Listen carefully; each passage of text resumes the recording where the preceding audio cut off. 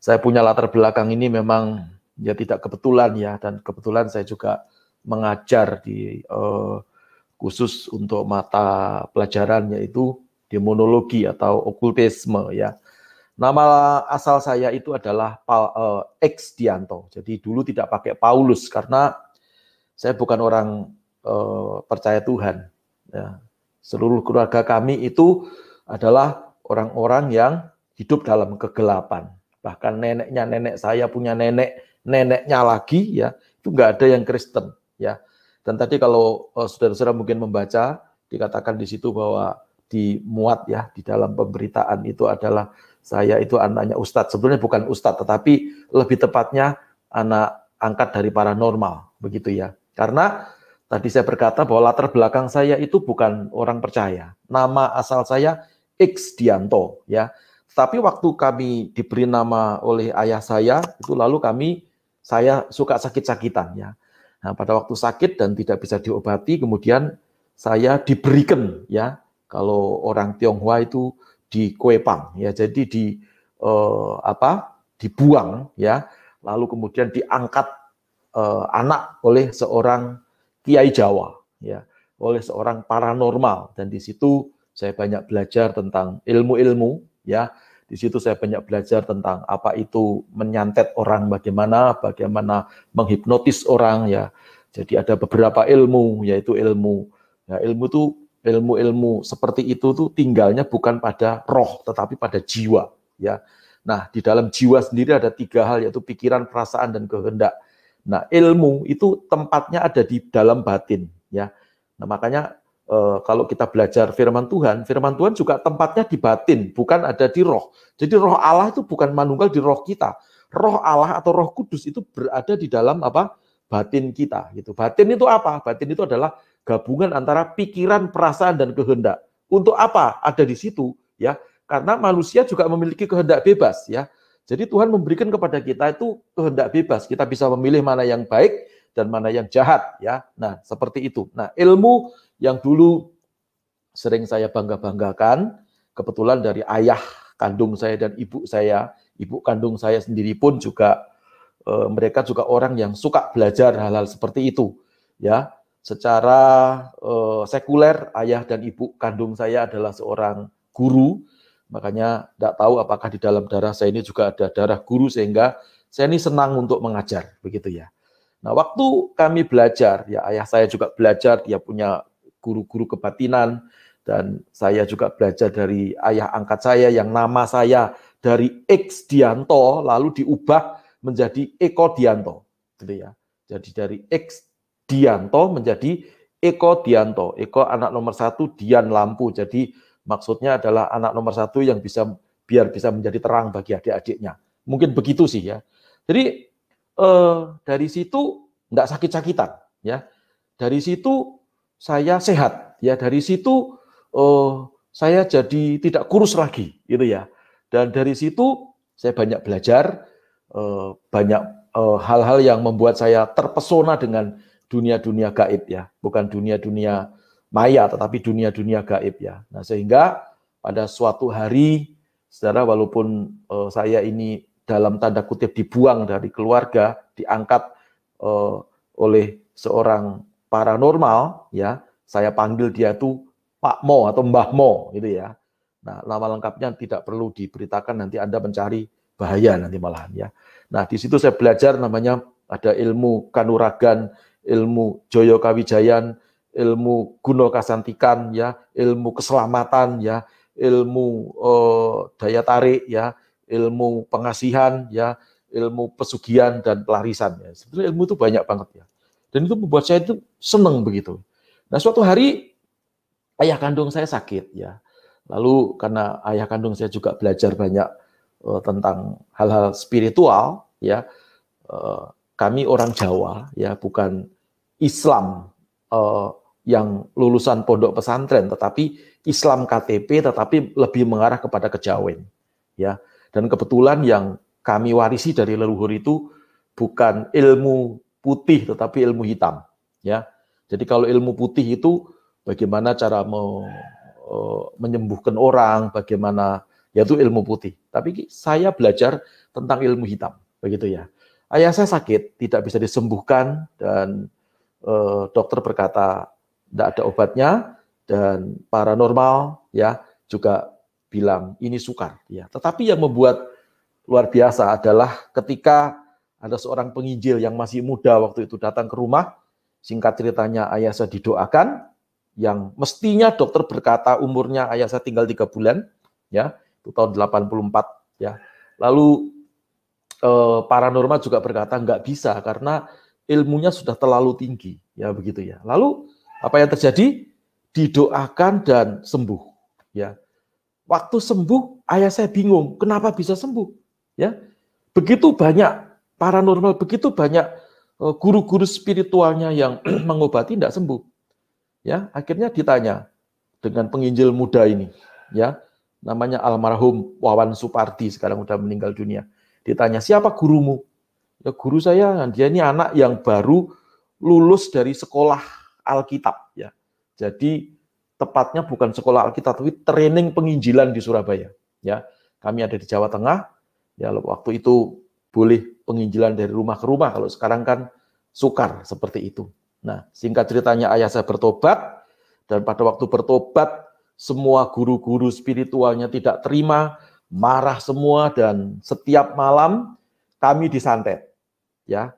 Walaupun tadi kami diangkat oleh seorang, saya diangkat anak oleh Mbah Mo, tetapi kami tetap pulang, saya tetap pulang, ya, tetap pulang ke rumah, ya. Sesekali saya baru tidur di rumahnya ayah angkat saya yang adalah paranormal itu.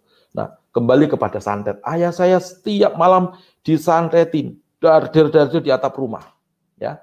Dan setiap pagi waktu kami buka pintu, ya, seringkali terjadi di depan pintu itu ada gulungan kain putih, kalau dibuka itu isinya macam-macam. Ada paku, ada pecahan kaca, ya, ada sekrup, ya. Ya, enggak tahu apakah ini yang nyantet ini bengkel atau apa gitu. Selalu pasti ada sekrup, ada baut, ya, seperti itu, ya.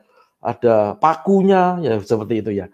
Tapi puji Tuhan, itu semuanya tidak menjadikan keluarga kami itu mengalami celaka. Seperti firman Tuhan berkata, Tuhan memberikan kuasa kepada kita untuk mengalahkan, ya, kuasa kegelapan. Ya, sesungguhnya aku memberikan kuasa kepadamu, Lukas 10 ayat 19, ya, untuk menginjak ular dan kalajengking dan menahan kekuatan musuh sehingga tidak ada yang membahayakan. Jadi walaupun disantet enggak apa-apa, ya.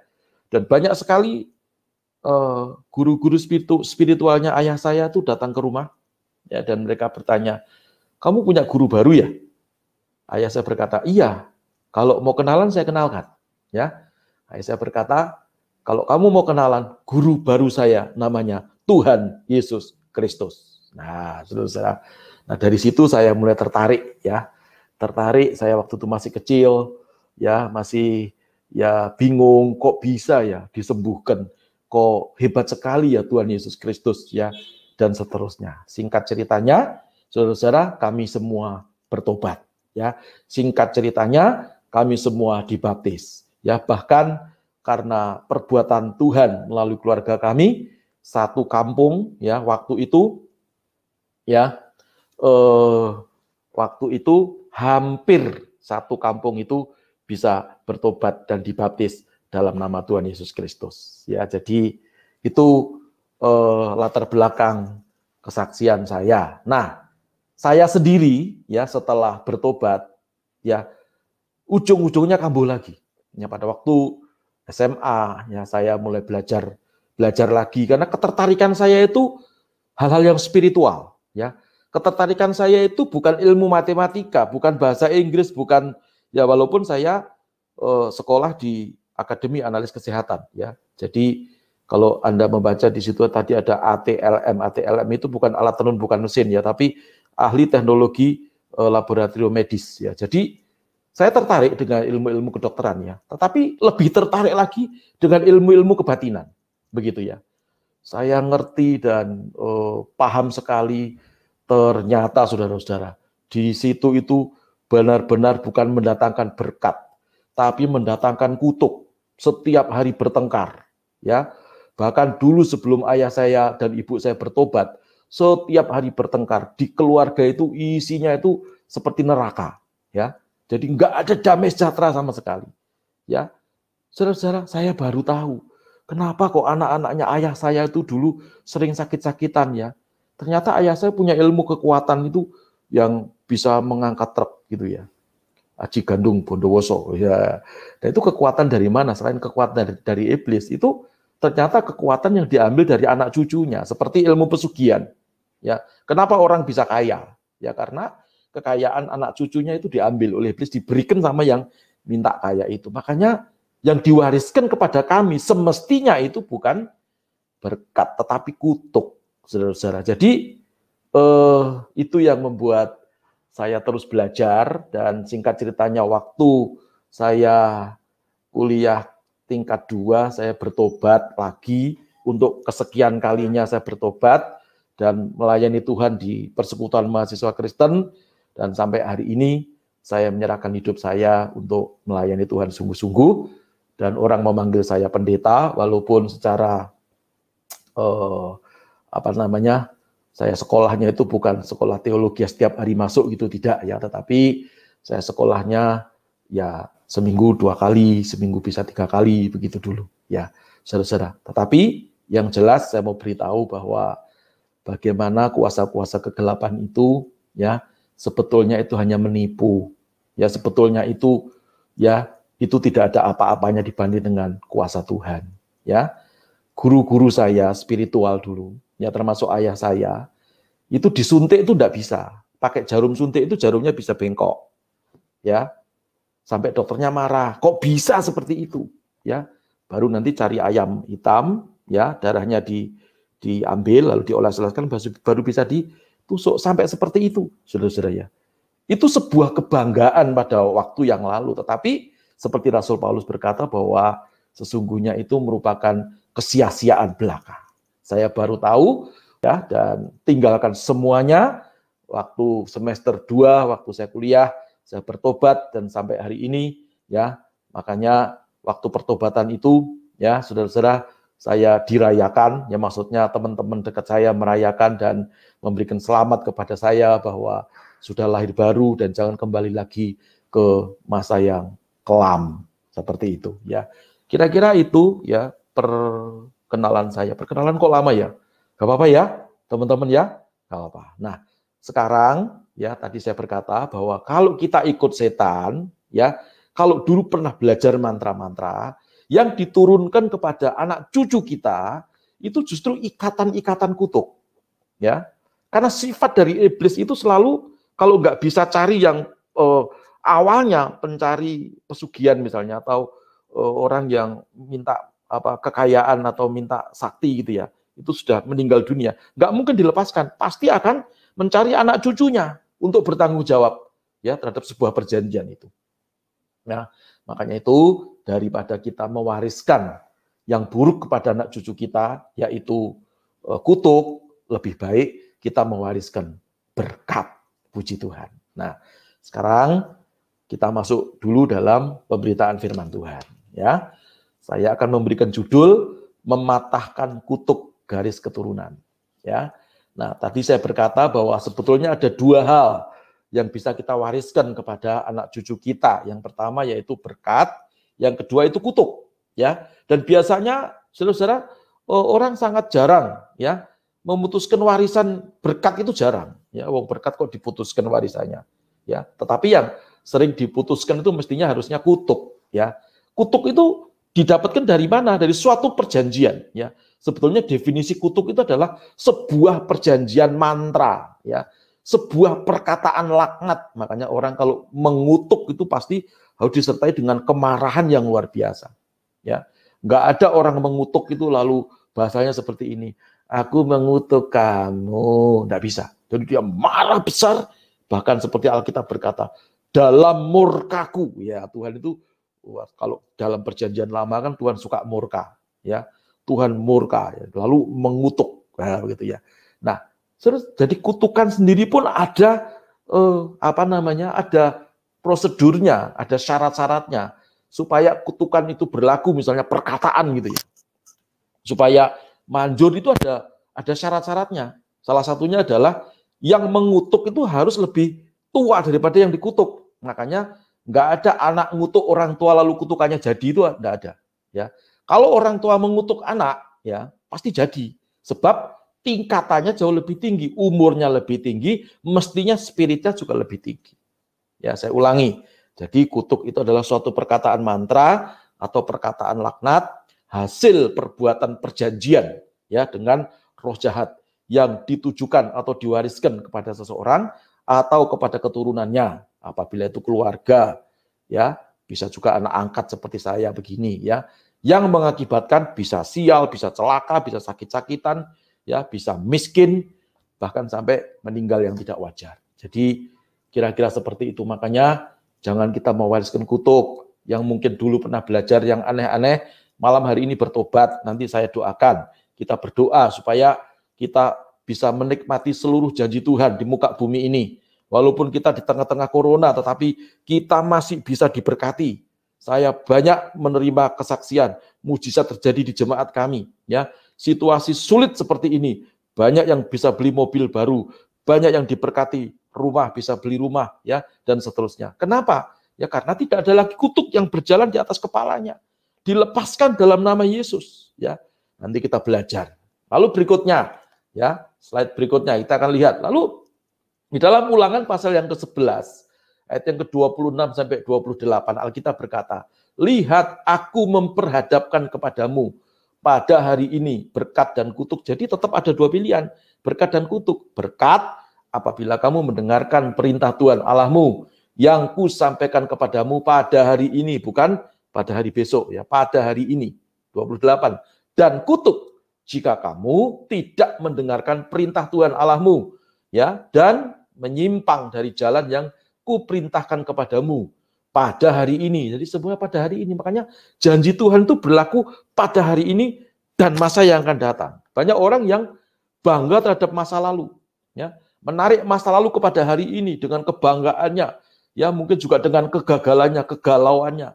Kamu tahu enggak, dulu itu saya orang hebat, ya, tetapi sekarang hebat atau tidak, ya. Makanya Tuhan berkata, bukan langkah awal saja yang akan membuat kita selamat, tapi dari awal sampai akhir. Nah, itulah namanya perjalanan. Di dalam perjalanan kita ini, kalau kita bersama dengan Tuhan, kita tidak akan mendapatkan kutuk, ya, justru kita akan mendapatkan berkat. Katakan sama-sama, aku diberkati. 1, 2, 3. Ya. Nah, maka itu saudara, kita malam hari ini belajarnya tentang apa? Kutuk, ya. Kutuknya, kutuk apa? Kutuk garis keturunan. Nanti kalau saya suruh khotbah lagi, saya akan khotbah tentang kutuk titisan, ya. Saya akan khotbah juga tentang kutuk anak haram, ya. Lalu kutukan darah, gimana cara menetralisir, ya. Gimana caranya? Kenapa Pak Pendeta Paulus bisa? Ya kan saya sudah ngomong, ya.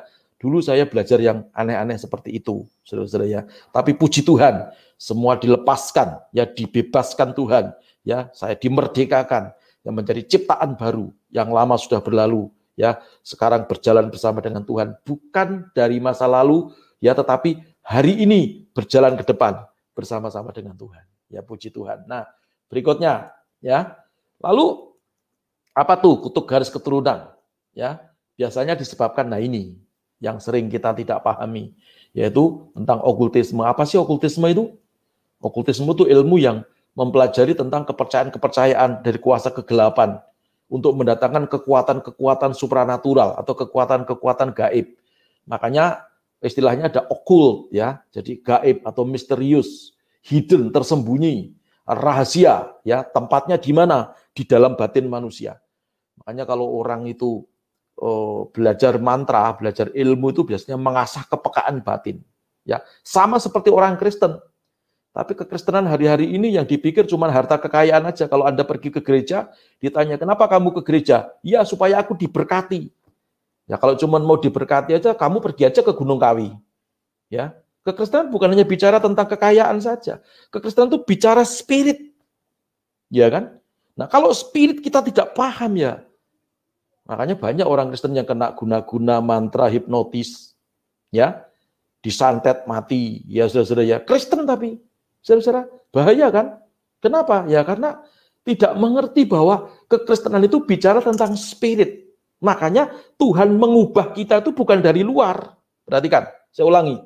Ya, Tuhan mengubah kita ini bukan dari luar ke dalam, ya, tetapi dari dalam keluar.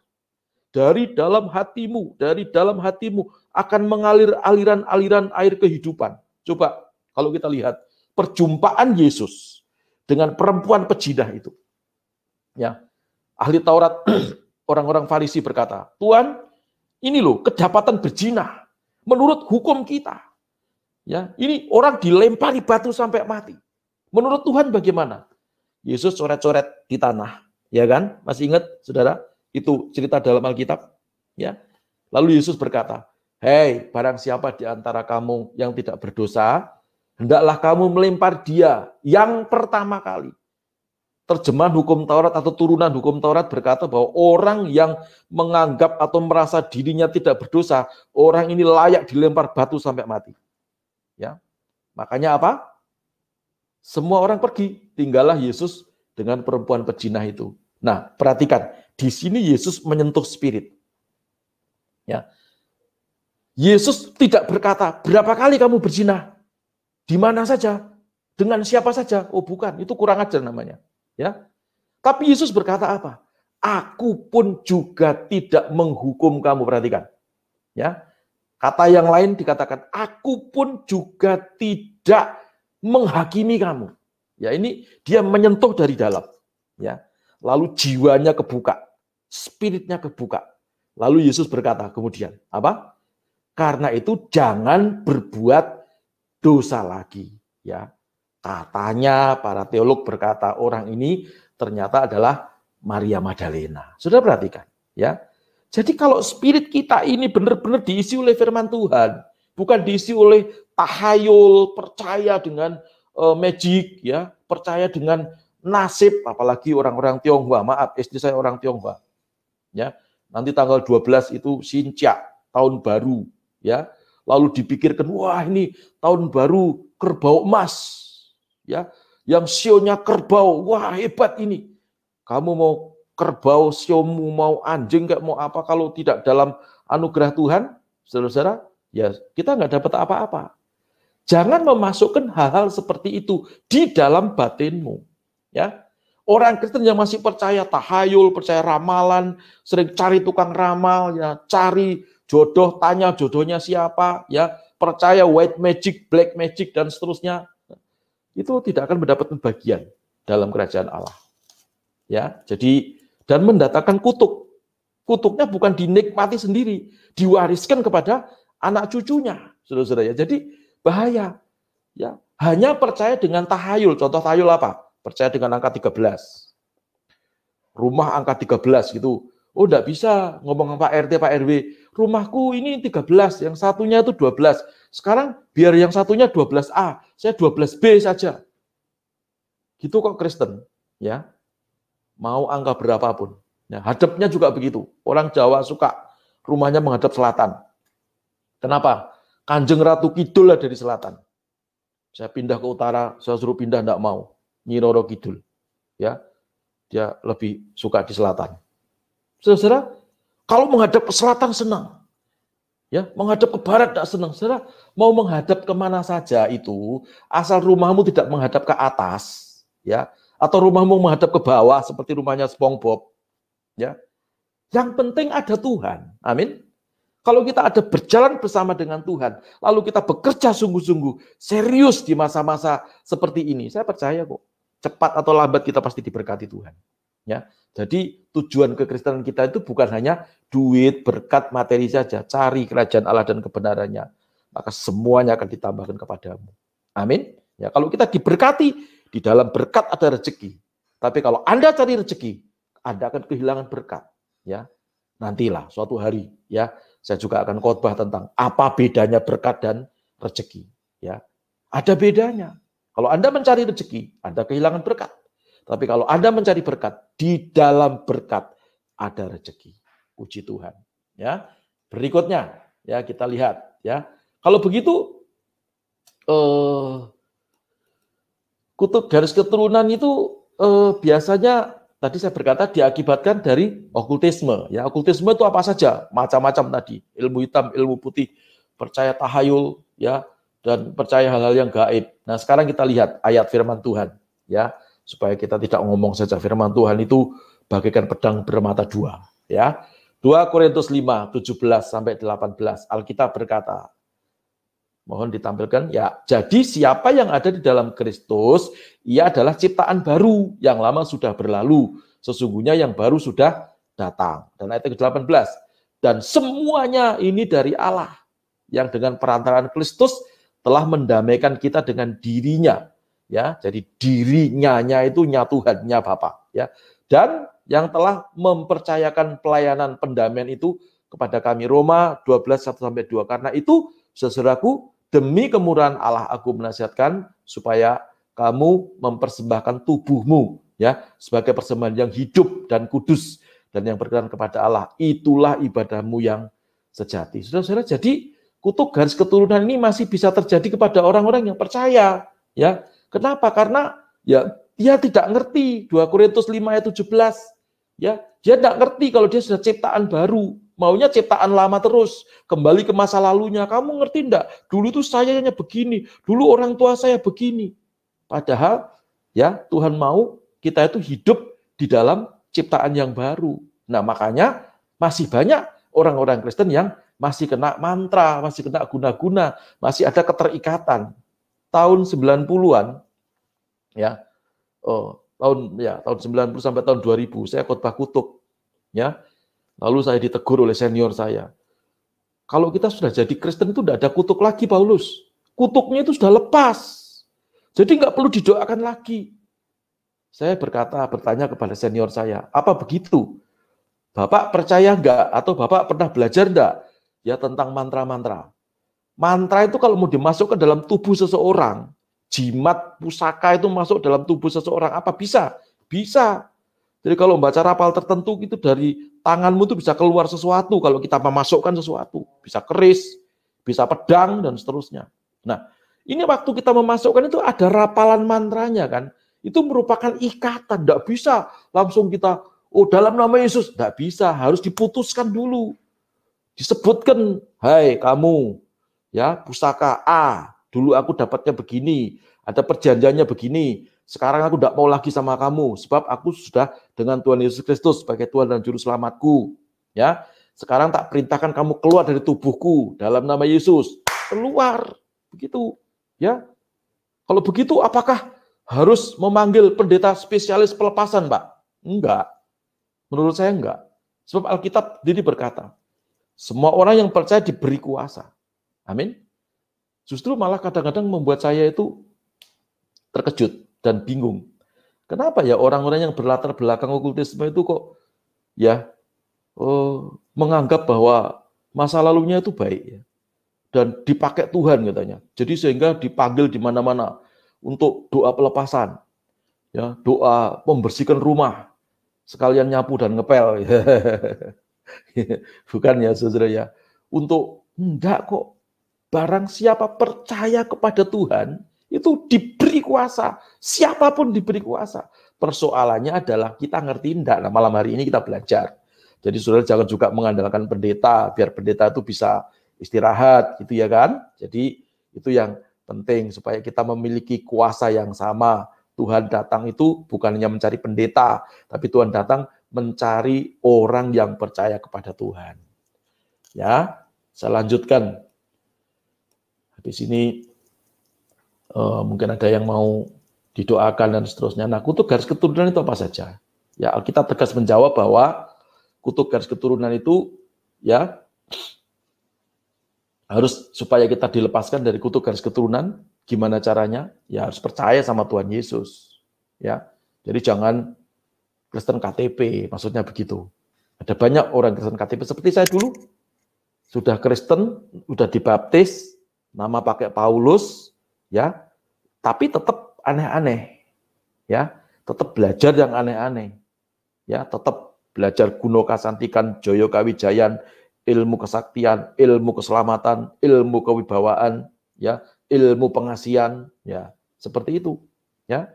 Tapi begitu bertobat, lepas semuanya dalam nama Yesus, ya. Dengan khotbah, salah satu orang pendeta berkata, kita sudah jadi ciptaan baru. Kalau Anda tetap memegang ya kehidupan yang lama, maka Anda tidak masuk surga. Hanya begitu. Lalu saya bertobat. Makanya kalau saudara ingin dilepaskan Tuhan dari cengkeraman kuasa kegelapan, jangan jadi Kristen KTP. Ya, amin. Kristen KTP itu apa? Ya Kristen tetapi perbuatannya tidak Kristen. Lalu ya, jangan jadi Kristen tomat. Apa tuh tomat? Sekarang tobat besok kumat. Ya. Jangan. Anda harus menjadi ciptaan yang baru seperti 2 Korintus 5 tadi. Ya, yang lama sudah berlalu, yang baru harusnya kita ada dalam kehidupan yang baru bersama dengan Tuhan. Seperti dunia ini, ya kan? Kenapa ada khotbah-khotbah online sekarang hari-hari ini? Kenapa ada gereja-gereja tidak on-site? Ya, sebab kita memasuki era dunia baru. Virus corona itu meluluh lantakkan semuanya. Baru saya mendapatkan kesaksian sekitar 2 minggu yang lalu. Ada seorang yang kaya yang uangnya cukup lumayan banyak. Ya, tapi dia tidak mendapatkan tempat untuk di rumah sakit karena dia terserang COVID-19, ya. Dan dia uangnya banyak nih. Ya, dia hanya ditempatkan di UGD sebab di ICU penuh. Dia tembusi kemana-kemana, ke pejabat, ke ini, ke itu, dan rumah sakit berkata nggak bisa sebab tidak ada lagi apa? Tidak ada lagi tempat. Maaf ya, akhirnya dia meninggal. Saudara-saudara, perhatikan, ya. Jadi uang itu bukan segala-galanya, ya. Nah, ciptaan baru itu membuat kita bukan mengandalkan uang, tapi membuat kita bergantung harap kepada Tuhan. Pada masa-masa seperti ini, ya, saat yang kau belajar, ya, bergantung harap kepada Tuhan. Ya, kalau dulu pernah keliru hidupmu, saya kira semua orang ya pernah punya masa lalu yang jelek dan masa lalu yang baik, ya. Jangan berbangga dengan masa lalu yang baik, juga jangan merasa rendah diri dengan masa lalu yang buruk. Yang penting bertobat. Jangan jadi Kristen tomat. Amin. Pak, dagangan sedang sepi. Dulu di depan gereja kami ada orang juga buka ayam goreng, ya. Lalu panggil saya, Om Pendeta, makan. Ya, saya makan. Sebelum makan saya berdoa. Tuhan Yesus suci kuduskan makanan ini jadi kekuatan. Waktu saya berdoa suci kuduskan, kok nggak enak? Hatiku nggak enak. Ya, dah saya tanya, kamu pakai dukun? Kok Pak Pendeta tahu? Ya, namanya pendeta harus tahu. Ya, kalau gini saja nggak ngerti, ya nggak usah jadi pendeta. Begitu ya, jadi pendekar saja. Akhirnya saya lacak dan ini Kristen, saudara ya. Orang Kristen. Ya. Dan istrinya marah-marah. Makanya jangan undang pendeta yang tahu kayak gini. Kalau tahu kayak gini pasti kita bangkrut. Ya. Bangkrut betulan. Saudara ya. Dan saya mau berkata, orang yang seperti ini nih tidak mewarisi berkat dan juga tidak mewariskan berkat kepada anak cucunya. Ya, mewarisi kutuk dan mewariskan kutuk kepada anak cucunya. Tapi puji Tuhan, saya layani. Dia bertobat. Ya, doakan. Ya, hari-hari ini saya melihat dan mendengar hidupnya dipulihkan. Keluarganya yang dulu berantakan dipulihkan oleh Tuhan. Ya, dan mulai usaha lagi. Jualan masker, jualan segala macam yang bisa dia jual, ya, jamu, ya segala macam. Dan dia berkata kepada saya, puji Tuhan Pak, agak lumayan sekarang bisa bernafas. Nah dulu nggak bisa bernafas, iya Pak, tapi seperti orang asma. Ya, perhatikan, ya, Kristen tomat, Anda tidak akan mendapatkan apa-apa. Tapi Kristen yang bertobat, Anda akan mendapatkan anugerah Tuhan. Ya, lalu berikutnya, gimana caranya supaya kita tidak tercengkeram atau cengkeram oleh kuasa kegelapan? Ya, tidak mewarisi dan mewariskan kutuk garis keturunan. Ya, selain kita harus meninggalkan ya kuasa-kuasa kegelapan itu. Ya, persembahkan tubuh kita ini ya sebagai persembahan yang hidup. Ya. Jadi ada lagu Bapakku persembahkan tubuhku ya sebagai persembahan yang hidup ya. Persembahan bukan yang mati tapi yang hidup. Hidup itu bisa bergerak. Hidup itu bisa merasakan. Orang hidup itu bisa memiliki hati nurani. Orang hidup pasti punya memiliki kepekaan sosial. Ya. Ini loh hari-hari ini yang harus kita lakukan. Ada kalau orang punya kesaksian, ada orang kesaksian, saudara saya diberkati Tuhan. Hidup saya dahsyat luar biasa. Beri tepuk tangan yang paling meriah untuk Tuhan. Plok, plok, plok, plok, tepuk tangan. Ada orang yang berkata, kok bisa ya Tuhan? Ya, saya kapan? Saudara, kadang-kadang kita hanya menangkap endingnya saja, diberkati. Tapi proses bagaimana Anda diberkati ini loh kadang-kadang, saudara-saudara, apa? Ya, kita nggak lupa untuk bertanya, gitu ya. Lupa. Jadi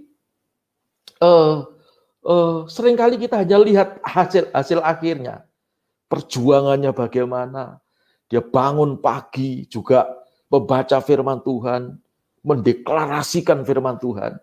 Begitu bangun tidur dia berkata, aku diberkati, aku tidak terkutuk, aku tidak mewariskan kutuk. Segala yang aku kerjakan dengan kedua tanganku ini pasti diberkati Tuhan. Tuhan akan membuat saya berhasil dan beruntung. Amin. Itu loh yang tidak kita lakukan, ya. Jadi sekali lagi, lepaslah dari kuasa-kuasa kegelapan. Jangan mewarisi kutuk dan jangan mewariskan kutuk, apalagi kutuk garis keturunan. Ya. Lalu apa? Ya, saudara harus hidup kudus, bukan kudis. Ya. Hidup kudus. Apa itu hidup kudus? Jangan sudah takut nanti dosa. Enggak lah, ya. Kalau saya sudah janji puasa sama Tuhan, lalu saya makan apa Tuhan marah.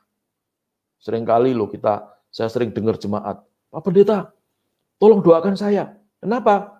Kemarin saya janji sama Tuhan. Hari ini itu sebetulnya saya mau puasa, tapi saya makan, tadi minum kopi. Istri saya sih. Nanti saya takut dimarahi Tuhan, Pak. Memang Tuhanmu itu suka marah. Ya kalau Anda memposisikan Tuhanmu sebagai hakim, ya saudara akan dihakimi terus. Ya memang Tuhan kita ini hakim yang adil. Ya, kalau Anda datang kepada Tuhan kita ini, ya sebagai raja, ya waktu Anda datang kepada raja, ya mana bisa antara rakyat dan raja Anda akan melihat wajahnya raja, nggak bisa. Harus nunduk terus, ya takut dengan raja. Hidupnya penuh dengan ketakutan. Yang paling benar adalah posisikan Tuhan itu sebagai bapakmu dan kita sebagai anak. Waktu kita datang kepada bapak kan enak, Pak, saya salah, ampuni ya, besok nggak lagi. Ya bapak kan ngomong, nggak apa-apalah. Nggak mungkin bapakmu bawa pedang gitu. Dasar sudah janji sama saya, mestinya puasa hari ini, tapi kok nggak puasa? Kurang ajar kamu. Itu nggak ada, itu bukan Tuhan kita Yesus Kristus. Itu Tuhan yang lain, saudara-saudara. Ya, maka itu posisikan Tuhan dan hiduplah dalam kekudusan. Posisikan Tuhan sebagai Bapak kita dan hiduplah dalam kekudusan. Lalu, ya, jangan serupa dengan dunia ini. Ya, bagaimana kehidupan saudara dalam bekerja, ya, jangan pekerjaannya yang nyerempet-nyerempet bahaya, nyerempet saja nggak boleh, apalagi yang dalam bahaya, ya. Tujuan kehidupanmu itu hanya hanya mencari sebuah kedudukan, tahta, jangan, ya. Terus gimana kehidupan seksualmu bersama dengan pasangan hidupmu, ya itu juga penting, ya. Nanti kita akan belajar satu persatu, panjang loh saudara, banyak banget. Tadi saya disuruh khotbah itu banyak banget, ya. Nah ini supaya saudara tahu bahwa sesungguhnya di dalam kehidupan kita itu ya seperti ini adanya. Kalau kita tidak sungguh-sungguh, tidak pernah baca firman, ya lagunya lagu-lagu yang duniawi, ya pujian penyembahanmu kurang, baca firmannya anggot-anggotan, ya sudahlah. Ya, tinggal kita lihat aja apa yang terjadi. Tetapi kalau kita merindukan Tuhan, ya datang kepada Tuhan itu, Bapak, aku datang kepadamu, seperti lagu berkata, ya Aba, Bapa, ini aku anakmu, ya kan? Saya yakin dan percaya. Bapak juga akan ngomong, ya anak, ini aku bapakmu, kan gitu. Kan indah terjadi. Makanya Yesus waktu ditanyai oleh murid-muridnya, Guru, ajarlah kami berdoa. Ya, Yesus ngajarinya apa? Karena itu berdoalah demikian. Bapa kami yang ada di surga. Iya kan? Itu loh pelajarannya Tuhan. Ya. Berikutnya, gimana cara kita lepas dari cengkeraman setan, terutama dari kutuk garis keturunan. Ya, kita harus mau berubah cara pikir kita. Renewing of your mind. Pola pikirmu, pikiran kita, ini kan bagian daripada jiwa. Ingat tadi saya ngomong, pikiran, perasaan, kehendak. Itu bagian daripada jiwa. Setan suka masuk di dalam pikiran kita, mereka-reka yang jahat. Makanya itu renewing of your mind. Ya. Jadi isi firman di dalam pikiranmu, ya, masukkan dalam pikiranmu, ya. Nanti Anda akan menjadi seperti Kristus. Puji Tuhan, ya. Lalu bedakan mana kehendak Allah dan kehendak sendiri. Jangan sedikit-sedikit Tuhan berkata, tadi waktu saya ada di kamar mandi, Tuhan ngomong. Tuhan kurang kerjaan kalau ngomong selalu di kamar mandi. Ya, ada loh orang yang seperti itu. Ya, saudara. Ya waktu berdoa itu loh Tuhan ngomong. Makanya kalau berdoa itu jangan buru-buru. Amin. Tuhan Yesus terima kasih hari ini. Amin. Tuhan baru mau ngomong. Paulus, sudah selesai. Berdoa sembah Tuhan, memohon, lalu diam sejenak. Bicaralah ya Tuhan. Ya nanti kan ada sesuatu. Kadang-kadang kita diingatkan ke ayat firman Tuhan. Diingatkan, oh iya kemarin kok marahi orang ya. Tadi kok marahi waktu di jalan raya tadi kok saya bisa marah-marah di mobil, di kendaraan sepeda motor. Ya, ampuni saya. Nah Tuhan bisa mengingatkan kita. Saudara-saudara, amin. Jangan kalau sudah dikena ramal gitu, ya kayak kemarin peristiwa bulan Januari, ya ada mbak ini, ada pak itu, ada mbah ini, ngomong nanti ya akan ada pesawat yang jatuh, akan ada gempa bumi, akan ada banjir, akan ada tanah longsor. Lalu orang Kristen kagetan. Sudah ada tuh dalam Alkitab, belajar sungguh-sungguh. Amin. Ya, belajar. Loh Pak, tapi kan itu ramalannya jadi. Loh iya, lah ramalan jadi wong Anda percayai. Coba kalau Anda tidak percayai, ya nggak jadi. Kalau orang Kristen masih percaya sama ramalan, ya sudah, Anda akan terus diikat, dicengkeram kuasa kegelapan. Tapi kalau Anda tidak percaya, lepaskan itu. Dan hanya berkata, aku hanya percaya kepada firman Tuhan. Anda jadi orang merdeka. Amin. Ya. Nah, saya kira itu aja yang saya sampaikan ya dalam perkenalan sesi pertama ini, walaupun mestinya masih ada beberapa slide, tapi yang jelas saudara-saudara harus tahu bahwa masa lalu setiap orang punya yang baik dan punya yang tidak baik. Ya. Nah, jangan bangga dengan masa lalu. Kalau Anda pernah bergaul dengan kuasa-kuasa kegelapan, atau ayah ibumu, ya, engkongmu, eyangmu, leluhur-leluhur masa lalu, ya, bergaul dengan kuasa kegelapan. Dan Anda hari-hari ini walaupun sudah Kristen, tapi merasakan sakit kok nggak sembuh-sembuh ya. Ya, kok hidup kok begini-begini terus ya. Ya. Dapat uang banyak, keluarnya lebih banyak. Dapat uang sedikit, keluarnya banyak. Itu namanya kantong bolong. Ya. Ini gimana? Ya daripada bingung-bingung, ya kita berdoa aja supaya kutuk garis keturunan dilepaskan dalam nama Tuhan Yesus. Nanti kan saudara lihat apa yang terjadi. Ya, kalau Anda sudah dilepaskan dari kutuk garis keturunan yang diakibatkan karena okultisme, ya tidak mengenal Tuhan sungguh-sungguh, saudara jadi orang merdeka.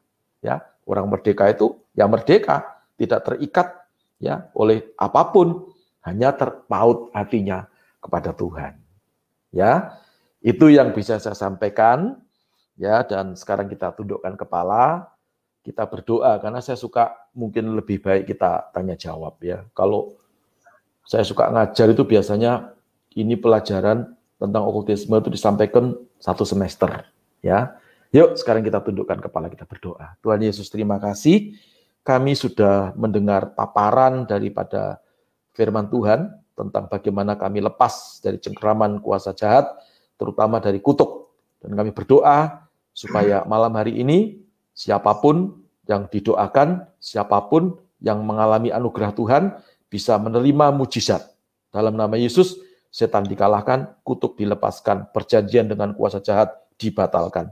Dalam nama Yesus, berkat limpah turun atas kami semua. Demi nama Tuhan Yesus kami sudah berdoa. Haleluya. Amin.